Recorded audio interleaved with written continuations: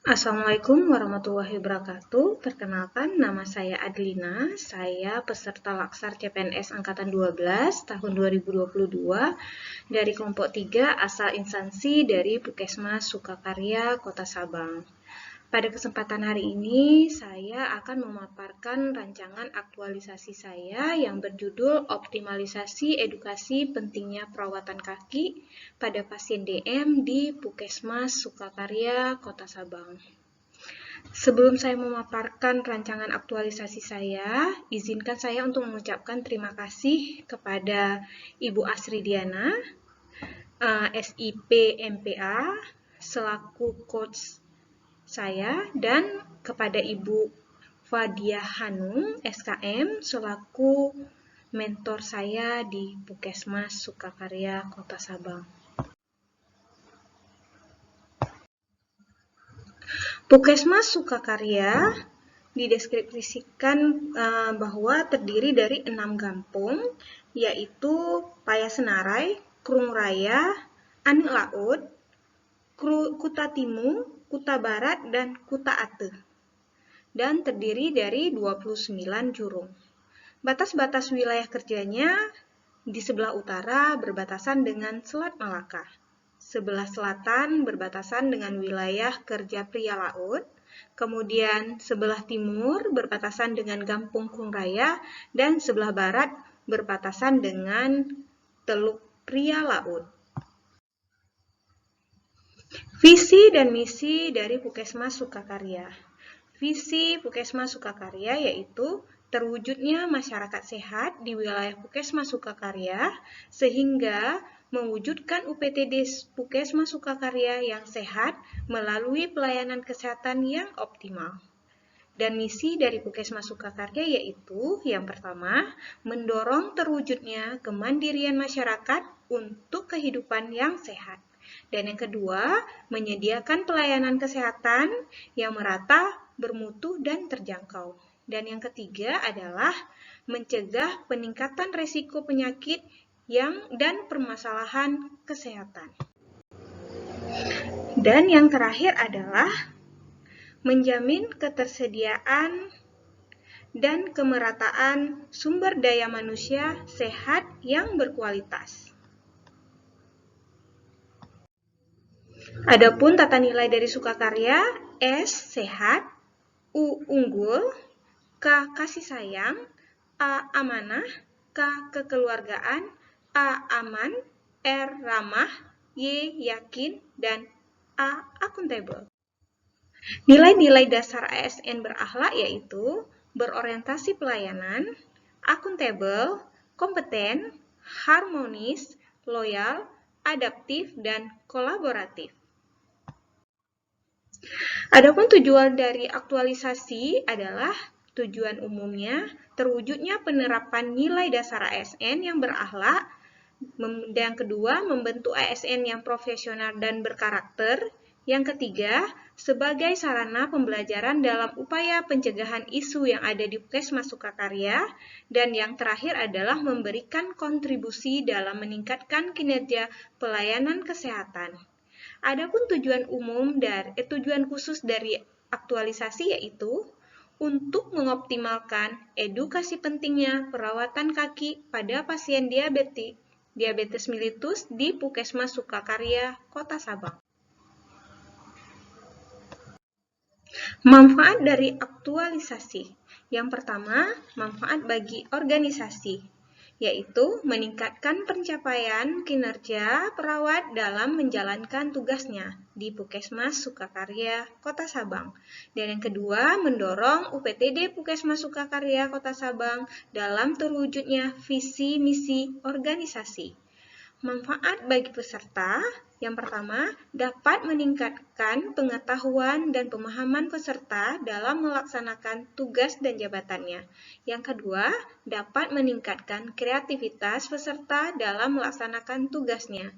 Dan yang ketiga, dapat meningkatkan kemampuan dalam berinovasi untuk mewujudkan peningkatan kualitas pelayanan. Dan yang terakhir, mewujudkan akuntabilitas dalam melaksanakan tugas sebagai ASN selaku pelayan masyarakat dan menjadi ASN yang lebih profesional.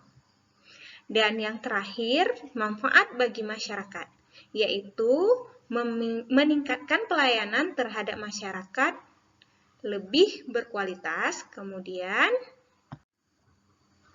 dan yang terakhir, meningkatkan kepercayaan dan kepuasan masyarakat terhadap pelayanan keperawatan di Puskesmas Sukakarya. Adapun identifikasi isu yang saya angkat ada 3. Yang pertama, belum optimalnya pelaksanaan serah terima pasien melalui pengembangan SOP dengan metode bedside handover di Puskesmas Sukakarya, Kota Sabang. Dan yang kedua, belum optimalnya penggunaan media informasi untuk meningkatkan kesadaran pasien rawat jalan dalam mencuci tangan sebelum dan sesudah mendapatkan pelayanan di Puskesmas Sukakarya, Kota Sabang. Dan yang terakhir, belum optimalnya edukasi pentingnya perawatan kaki pada pasien DM di Puskesmas Sukakarya, Kota Sabang. Dari hasil penampilan isu yang dilakukan dengan menggunakan kriteria USG, dapat disimpulkan bahwa isu yang menjadi prioritas adalah belum optimalnya edukasi pentingnya perawatan kaki pada pasien diabetes mellitus di Puskesmas Sukakarya, Kota Sabang. Dampak core issue, yaitu dampak terjadi jika isu tidak diselesaikan, ialah dengan jumlah penderita diabetes mellitus yang terus meningkat dan ditambah lagi dengan perawatan kaki pada pasien diabetes mellitus tidak optimal, maka kemungkinan besar akan terjadinya peningkatan kasus diabetes mellitus dengan ulkus diabeticum dan kasus amputasi pada kasus diabetik akan meningkat. Ruang lingkup dari rencana aktualisasi yaitu tempat aktualisasi bertempat di UPTD Puskesmas Sukakarya, Kota Sabang. Kemudian waktu aktualisasi selama masa off kampus, yaitu dari tanggal 2 September sampai dengan 23 Oktober 2022. Fokus dari aktualisasi yaitu aktualisasi ini secara umum melihat bagaimana pelayanan keperawatan tentang perawatan kaki pada pasien diabetes mellitus di Puskesmas Sukakarya, Kota Sabang.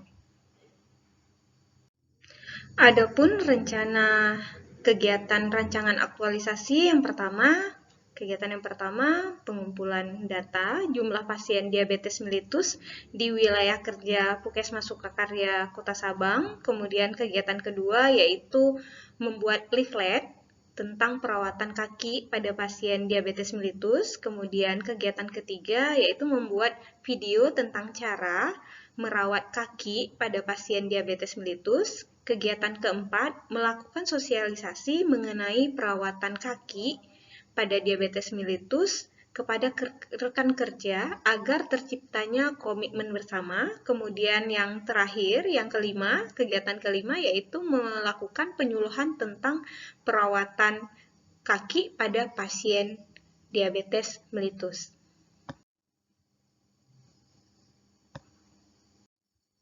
Adapun tahap-tahap dari kegiatannya yaitu kegiatan yang pertama pada tahapan pertama menemui perawat koordinasi terkait untuk pengambilan data, kemudian mencatat data pasien diabetes mellitus yang ada di wilayah kerja Puskesmas Sukakarya, Kota Sabang, kemudian melakukan konsultasi dengan atasan dan perawat koordinasi terkait strategi yang bakal dilakukan untuk rencana aktualisasi. Dari kegiatan kedua, tahapan pertama melakukan koordinasi dengan atasan tentang rencana rancangan leaflet. Kemudian yang kedua mencari referensi untuk bahan yang bakal diterapkan di leaflet. Kemudian yang ketiga merancang desain leaflet semenarik mungkin. Kemudian yang keempat meminta persetujuan atasan sebelum leaflet ini dicetak. Dan yang terakhir leafletnya tercetak. Kemudian dari kegiatan ketiga, yang pertama mencari referensi materi juga untuk bahan video. Kemudian yang kedua proses pembuatan video. Yang ketiga, kita akan melakukan pengeditan video. Dan yang keempat, kita juga akan meminta persetujuan dari atasan sebelum video ditayangkan ke pasien ataupun bagian penyuluhan rekan kerja. Kemudian dari kegiatan keempat, tahapan yang pertama melakukan koordinasi dengan atasan dan koordinator keperawatan terkait rencana melakukan sosialisasi dengan rekan kerja, kemudian membuat undangan untuk kegiatan penyuluhan, dan yang ketiga membuat daftar hadir, kemudian yang terakhir memberi edukasi kepada rekan kerja tentang pasien DM. Kemudian yang kelima, kegiatan kelima ada tahapannya yaitu melakukan koordinasi dengan atasan dan koordinator keperawatan terkait rencana penyuluhan, kemudian membuat undangan, yang ketiga membuat daftar hadir, kemudian yang keempat memberikan edukasi kepada pasien DM, dan yang terakhir adalah melakukan kunjungan rumah bagi pasien DM yang tidak bisa datang ke puskesmas. Kemudian adapun penguatan dari nilai organisasinya, pada kegiatan pertama, kegiatan ini mewujudkan nilai berakhlak yaitu loyal, berorientasi pelayanan, kolaboratif, dan akuntabel. Dan dari kegiatan kedua, adapun pewujudan nilai berakhlaknya yaitu kompeten, kolaboratif, akuntabel, adaptif, dan berorientasi pelayanan. Dan kegiatan ketiga, nilai-nilai berakhlaknya adalah kompeten, akuntabel, adaptif, dan berorientasi pelayanan. Yang keempat, kegiatan ini mewujudkan nilai berakhlak yaitu harmonis, kolaboratif, akuntabel, kompeten, dan berorientasi pelayanan. Serta kegiatan yang terakhir, yang kelima, yaitu kegiatan penyuluhan dan kunjungan rumah diwujudkan nilai-nilai berakhlak yaitu kolaboratif, harmonis, akuntabel. Kemudian adapun jadwal rencana kegiatan aktualisasi, kegiatan pertama kita akan melakukan pada minggu pertama di bulan September, kemudian kegiatan kedua kita akan melakukan di minggu kedua di bulan September, kemudian kegiatan ketiga kita akan melakukan di minggu kedua dan ketiga di bulan September, kemudian kegiatan keempat akan dilakukan di minggu keempat pada bulan September, dan kegiatan kelima itu bakal dilakukan di minggu pertama, kedua, dan ketiga di bulan Oktober. Demikianlah rancangan aktualisasi saya. Lebih dan kurang saya minta maaf. Akhir kata, Assalamualaikum warahmatullahi wabarakatuh.